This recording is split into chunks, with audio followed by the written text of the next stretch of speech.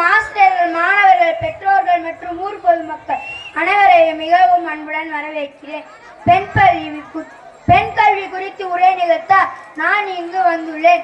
ஆண், பெண் என ஒவ்வொரு குழந்தைகளுக்கும் கல்வி மிகவும் அவசியம். பெண்களின் உரிமைகளை பாதுகாப்பதில் கல்வி முக்கிய பங்கு வகிக்கிறது. ஆண்களும் பெண்களும் ஒரு நாணயத்தின் இரண்டு பக்கங்கள் போன்றவை. எனவே நாட்டின் வளர்ச்சிக்கு பங்களிக்க அவர்களுக்கு சம வாய்ப்புகள் தேவை. சில சமூகங்கள் இன்னும் பெண் குழந்தைகளின் கல்வியை வேறுபடுத்தி பார்ப்பதால் வருத்தம் அளிக்கிறது. வளரும் நாடுகளில் வறுமை ஒரு பெரிய பிரச்சனையாகும்.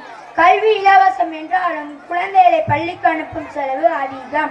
இதனால் பெற்றோர்கள் தங்கள் மகள்களை வீட்டிலேயே வைத்திருக்க விரும்புகிறார்கள். பெண்கள் வீட்டு வேலைகளை மட்டுமே கற்றுக்கொள்கிறார்கள் என்று மக்கள் பொதுவாக நினைக்கிறார்கள். கல்வியின் குணங்கள் மற்றும் நன்மைகள் குறித்து பெற்றோர்கள் பெண்களுக்கு கற்பிக்க வேண்டும் என்று கூறி இந்த உரையை முடிக்க விரும்புகிறேன்.